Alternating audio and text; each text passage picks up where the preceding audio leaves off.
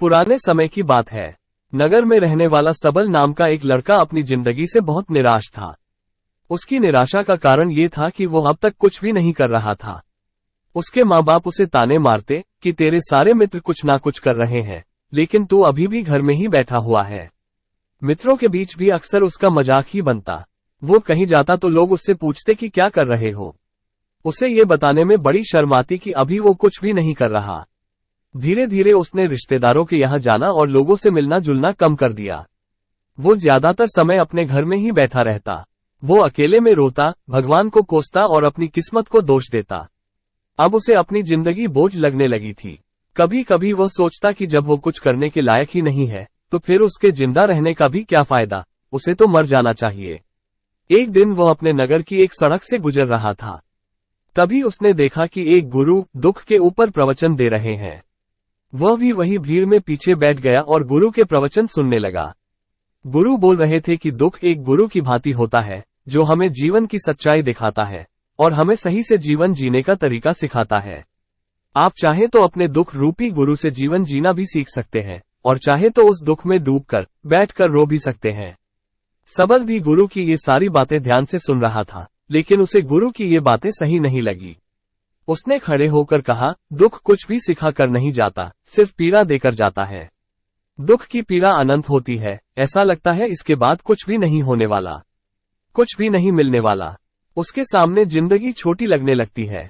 गुरु ने कहा, आखिर क्या दुख है तुम्हें? सबल ने अपना सारा दुख गुरु के समक्ष कह सुनाया और पूछा, क्या आपके पास मेरे इस दुख का कोई समाधान है?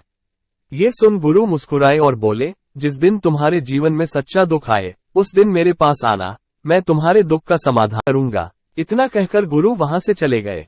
सबल ने सोचा, क्या मेरा दुख सच्चा नहीं है? क्या जिस दुख से मैं गुजर रहा हूँ वो छोटा है? कोई भी मेरे दुख को नहीं समझ सकता।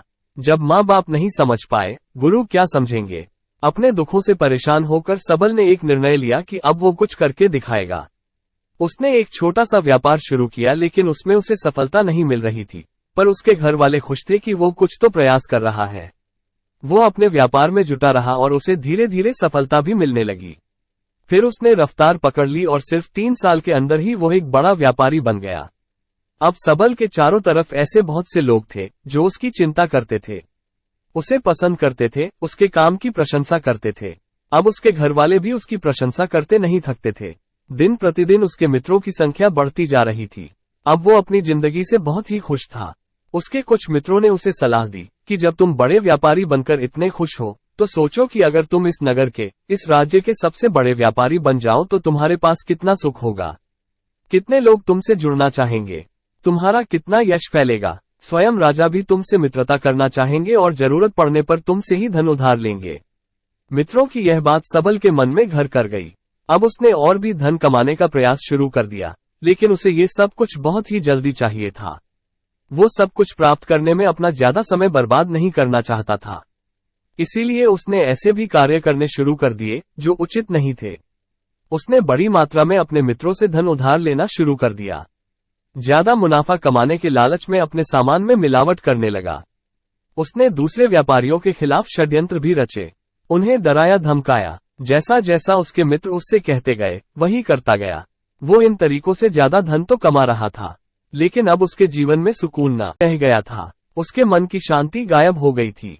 उसे रातों में नींद नहीं आती थी। वो किसी उधेड़बुन में लगा रहता था। सुख साधन की सारी वस्तुएं होने के बाद भी उसे किसी में सुख नहीं मिल रहा था। एक दिन सबल अपनी बगी में सवार होकर कहीं जा रहा था। तभी रास्ते में उसे गुरु का आश्रम देखा। वो रुक गया। वो गुरु के पास जाकर बोला, गुरुदेव, आपने कहा था कि जब तुम्हारे जीवन में सच्चा दुख आए तब मेरे पास आना। अब मैं बहुत दुखी हूँ। मेरे रातों की नींद गायब हो गई है। मुझे कहीं सुकून नहीं मिल रहा। इस तरीके से सबल ने अपनी सारी समस्या गुरु के सामने कह सुनाए। गुरु ने कहा, जब तुम मुझसे पहली बार मिले थे तब भी तुम किसी दुख में थे। तुमने उस दुख से क्या सीखा? सबल ने कहा, मैंने सीखा कि सिर्फ सोचने और चिंता करने से कुछ नहीं होता। अपनी सोच को सच करने के लिए कर्म करना पड़ता है, और सिर्फ कर्म करने से भी कुछ नहीं होता। अपने कर्म को अंतिम पड़ाव तक ले जाना भी आवश्यक होता है, चाहे रास्ते में कितनी मुश्किलें आए। मन कितना ही निराश हो, कितना ही लगे कि अब आगे कुछ भी नहीं होने वाला, तब भी यह मानकर चलो कि मैं जो भी कर रहा हूँ उसमें सफल अवश्य होऊंगा। लोग सिर्फ सफल व्यक्ति को ही सम्मान देते हैं, फिर चाहे कोई कितना ही अच्छा क्यों ना हो। ये सब सुन गुरु मुस्कुराए और बोले, यह असली दुख नहीं है। जब तुम्हारे जीवन में असली दुख आए तब मेरे पास आना, मैं उसका समाधान अवश्य करूंगा। सबल ने जाते समय गुरु को सोने के सिक्कों से भरा एक घड़ा भेंट किया। घड़ा देखकर गुरु ने कहा, यह मेरे किसी काम का नहीं, इसे उस पेड़ के नीचे गड्ढा खोदकर दफना दो। सबल ने गुरु के कहे अनुसार घड़े को पेड़ के नीचे दफना दिया और वहां से चला गया। कुछ दिनों तक तो व्यापार अच्छी तरक्की कर रहा था, लेकिन गलत व्यापार की वजह से धीरे धीरे उसे व्यापार में घाटा होने लगा। उसकी सारी धन संपदा धीरे धीरे खत्म होने लगी और एक दिन ऐसा आया जब उसके पास कुछ भी नहीं बचा और वो कर्ज से लद चुका था। लेकिन वो निश्चिंत था, क्योंकि उसने सारा कर्ज अपने मित्रों से ही लिया था। वो सोचता था कि उसके मित्र बुरे समय में उसका साथ देंगे, लेकिन ऐसा कुछ भी नहीं हुआ। बुरा समय आते ही मित्रों ने ही सबसे पहले अपना उधार मांगना शुरू किया और उधार वापस न करने पर जान से मारने की धमकी भी दी। उसके शुभचिंतक, उसे चाहने वाले सब उससे दूर हो गए। उसके वो मित्र जो उसके साथ मौज मस्ती किया करते थे, अब उससे दूर भागने लगे। उसके परिवार वाले उसे उसकी गलतियां और कमियां गिनाने लगे। उसकी सारी संपत्ति नीलाम हो गई और उसके पास कुछ भी नहीं बचा। उसने अपने पिता से सहायता मांगी तो पिता ने कहा, मेरे पास ये थोड़ी सी ही संपत्ति है, अगर मैं ये भी तुम्हें दे दूंगा तो तुम्हारी माँ को कहाँ रखूंगा। ये संपत्ति ही हमारा आखिरी सहारा है। सबल के भीतर बहुत गहरा दुख था। उसके आसपास ऐसा कोई भी नहीं था जो उसके दुख को समझ सके, उसे संभाल सके। लोगों से मिले इस धोखे और विश्वासघात की वजह से ही वो अंदर तक टूट गया। उसे लगने लगा, अब जीने का क्या मतलब, अब तो मृत्यु ही एकमात्र सहारा है। वो आत्महत्या करने एक पहाड़ी की तरफ जा रहा था कि तभी उसे याद आया, गुरु ने कहा था जब तुम्हारे जीवन में असली दुख आए तब मेरे पास आना। सवाल गुरु के पास गया और अपना सारा दुख कह सुनाया। वह आंखों में आंसू भरकर बोला, मेरे इस दुख का समाधान कीजिए गुरुदेव। गुरु ने कहा, जब तुम्हारे जीवन में असली दुख आए तब मेरे पास आन, मैं उसका समाधान अवश्य करूंगा। सबल ने कहा, क्या अभी जो मेरे जीवन में घट रहा है वो दुख नहीं है? आखिर असली दुख होता क्या है गुरुदेव? गुरु ने कहा, सबसे पहले तुम ये बताओ कि तुमने अपने इस दुख से क्या सीखा। सबल ने कहा, मैंने सीखा कि जो लोग हमारी सफलता, हमारी तरक्की की वजह से हमारे जीवन में आए हैं, वो हमें धोखा अवश्य देंगे, क्योंकि वो बुरे समय में हमारे साथ खड़े नहीं होंगे। वो केवल अच्छे समय में हमारा फायदा उठाएंगे और बुरे समय में छोड़कर चले जाएंगे। भरोसा केवल उन्हीं लोगों पर करना चाहिए जो हमारे बुरे समय में, असफलता के समय में हमारे साथ खड़े रहते हैं।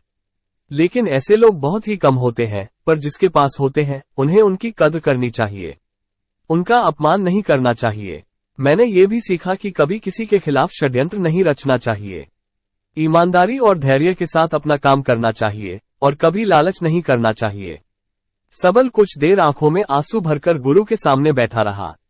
थोड़ी देर बाद गुरु उठे और उस पेड़ के नीचे गड्ढा खोदकर घड़ा बाहर निकाला जो सोने के सिक्कों से भरा हुआ था, और उसे सबल को दे दिया और कहा, जब तुम्हारे जीवन में असली दुख आए तब मेरे पास आना। सबल ने गुरु को धन्यवाद दिया और उन्हें प्रणाम कर वहां से चला गया। उसने उस दिन से एक छोटा व्यापार शुरू किया। अब वो एक छोटा व्यापारी बनकर भी खुश था। उसने पूरी लगन और ईमानदारी से व्यापार किया। देखते ही देखते वो अपने नगर का फिर एक बड़ा व्यापारी बन गया। उसका जीवन खुशियों और सुविधाओं से भर गया। लेकिन कोई कितना भी अच्छा हो, कितना भी अच्छा काम करे, पुण्य करे, लोगों की मदद करे, लेकिन जीवन में दुख तो आता ही है। तो सबल के जीवन में भी दुख आया, उसके माता पिता की मृत्यु के रूप में। वो दोनों एक ही दिन मृत्यु को प्राप्त हो गए। सबल अपने माता पिता से बहुत प्रेम करता था, इसीलिए उसे उनकी मृत्यु से बहुत गहरा आघात पहुंचा। वो उन दोनों के पार्थिव शरीर को शमशान घाट ले गया जहां उनकी अंतिम क्रिया की गई। वहां उसने अपने माता पिता के शरीर को जलते हुए देखा तो उसका मन बेचैन हो गया। उसके अंदर बहुत से प्रश्न उठने लगे। घर वापस आया तो उसने अपने माता पिता के घर और संपत्ति को देखा जिसके लिए उसके पिता हमेशा लड़ते रहते थे। आज वो लावारिस पड़ी थी। आज उसकी देखरेख करने वाले, उसके लिए लड़ने वाले इस दुनिया से चले गए। उसके पिता ने जो भी कमाया था, जो भी बनाया था, वो सब यहीं रह गया था। एक दिन पहले तक किसी से भी अपनी संपत्ति के लिए लड़ जाने वाले उसके पिता आज इस दुनिया से अलविदा हो गए थे। उसका मन इसी तरह के अनेक विचारों के भंवर में फंसा हुआ था। उसे अंदर से अकेलापन और डर महसूस हो रहा था। उसे कुछ खालीपन सा महसूस हो रहा था। उसे लग रहा था कुछ तो है जिसे वो समझ नहीं पा रहा। इसीलिए वो गुरु के पास गया। उसे देखते ही गुरु ने कहा, क्या जीवन में कोई दुख है? सबल ने कहा, वैसे तो जीवन में कोई दुख नहीं है गुरुदेव, सब सुख है, सब अच्छा चल रहा है। लेकिन आज मेरे माता पिता की मृत्यु हो गई। इस घटना से मेरा मन बहुत दुखी और बेचैन है। गुरु ने कहा, इसमें दुखी होने वाली कौन सी बात है? एक दिन तो सभी के प्रियजनों को मरना ही है। हमेशा जीवित ना तो कोई रहा है और ना ही कोई रहेगा। एक दिन तो तुम्हें भी मरना ही है। हो सकता है कल ही मर जाओ या आज भी मर सकते हो। सबल ने कहा, यह आप क्या कह रहे हैं गुरुदेव कि मैं भी मर जाऊंगा, पर मैं तो अभी जवान हूं। गुरु ने कहा, इस भ्रम में तो सभी जी रहे हैं कि मृत्यु दूसरों को आती है, बूढ़ों को आती है, लेकिन बड़ों के सामने ही जवान मर जाते हैं, बच्चे मर जाते हैं। मृत्यु का किसी की उम्र से कोई संबंध नहीं है। ये तो सबको अपना ग्रास बना लेती है। गुरु की ये बातें सबल के मन में घर कर गई और वो चुपचाप वहां से चला गया। लेकिन उसका मन अब भी बेचैन था। अब भी वो कुछ खालीपन सा महसूस कर रहा था। वो पूरे दिन अपने बारे में सोचता रहता कि वह कौन है और इस दुनिया में क्यों आया है। क्या सिर्फ चीजों को उपयोग करना और मरना ही जीवन का लक्ष्य है? ऐसे ही बहुत से प्रश्न उसके मन में लगातार उठ रहे थे, लेकिन उसे अपने किसी भी प्रश्न का उत्तर नहीं मिल पा रहा था और उसका दुख दिन प्रतिदिन बढ़ता जा रहा था। इसीलिए कुछ दिनों बाद फिर गुरु के पास पहुंचा और बोला, गुरुदेव मैं बहुत दुखी हूं क्योंकि मैं यह नहीं जान पा रहा हूं कि मैं कौन हूं और इस दुनिया में क्यों आया हूं। ये सुन गुरु मुस्कुराए और बोले, आज पहली बार तुम्हारे जीवन में सच्चा दुख पैदा हुआ है। वास्तव में यही है जो दुख कहलाने के लायक है कि हमें पता नहीं कि हम कौन है, क्यों है, क्या करना है, कैसे करना है। सबल ने कहा, गुरुदेव मेरे इस दुख का समाधान कीजिए। गुरु ने कहा, हम सभी इंसान जीवन भर क्या इकट्ठा करते रहते हैं? सबल ने कहा, हम सभी इंसान जीवन भर धन, संपत्ति, मान, सम्मान, परिवार, मित्र, शत्रु, पद, प्रतिष्ठा इत्यादि इकट्ठा करते रहते हैं। गुरु ने कहा, क्या इन इकट्ठी की हुई सभी चीजों में से एक भी चीज को अपने साथ ले जा सकते हैं? नहीं गुरुदेव, इनमें से कुछ भी साथ नहीं जाता। मेरे माता पिता के साथ भी कुछ नहीं गया, सब तो यही छूट गया, घर, परिवार, संपत्ति, सब कुछ। गुरु ने कहा, अब मेरी बातों को ध्यान से सुनना। इस दुनिया में हमें जो भी इकट्ठा करना चाहिए वो तो हम कभी इकट्ठा करते ही नहीं। चीजें हमारे सामने ही होती है, लेकिन हम उन्हें देखने का प्रयास ही नहीं करते। इस दुनिया में हमें जिस इकट्ठा करना है वो हम खुद हैं। हमें खुद को ही इकट्ठा करना है, ताकि जब मृत्यु हो तो हम एक हो सके और स्वयं को पहचान सके। हम भीतर से बंटे हुए हैं। हम बंटे हुए हैं प्रेम में, नफरत में, क्रोध में, जलन में, क्रूरता में, धन में, संपत्ति में, पद में, प्रतिष्ठा में, मान में, पहचान में, धर्म में, जाति में। ऐसी ही सैकड़ों हजारों चीजों में हम बंटे हुए हैं। हम टुकड़ों में जीवन जी रहे हैं। इस बंटवारे की वजह से हमारी चेतना कभी एक नहीं हो पाती। हमारी चेतना शक्ति बिखर गई है। इसीलिए हमारे पास इतना भी समय नहीं है, इतनी भी ऊर्जा नहीं है कि हम मुड़कर एक बार अपने भीतर देख सकें। वास्तव में जिस धन की कमी, सुविधाओं की कमी, मान सम्मान की कमी को लोग दुख समझते हैं और जीवन भर उसे दुख बोलकर रोते रहते हैं और उनका समाधान खोजने का प्रयास करते रहते हैं, उन्हें उसका समाधान कभी मिलेगा ही नहीं, क्योंकि जिन्हें लोग दुख कहते हैं वो असली दुख है ही नहीं। वो तो सिर्फ इंसान की चाहत है, उसकी इच्छा है जिसकी पूर्ति कभी नहीं की जा सकती।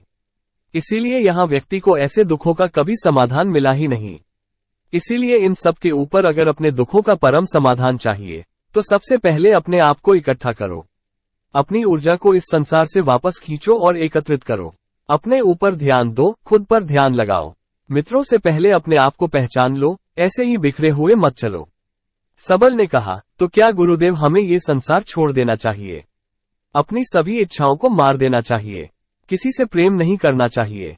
धन संपत्ति नहीं इकट्ठा करनी चाहिए? मान सम्मान की आशा छोड़ देनी चाहिए?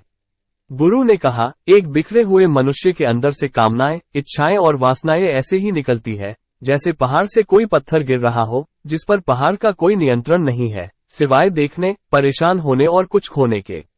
इसी प्रकार एक बिखरे हुए मनुष्य की इच्छाएं अनियंत्रित और दुखदायी होती है, लेकिन जब व्यक्ति एकत्रित हो जाता है तो वो जो भी करता है सब उसके नियंत्रण में रहता है।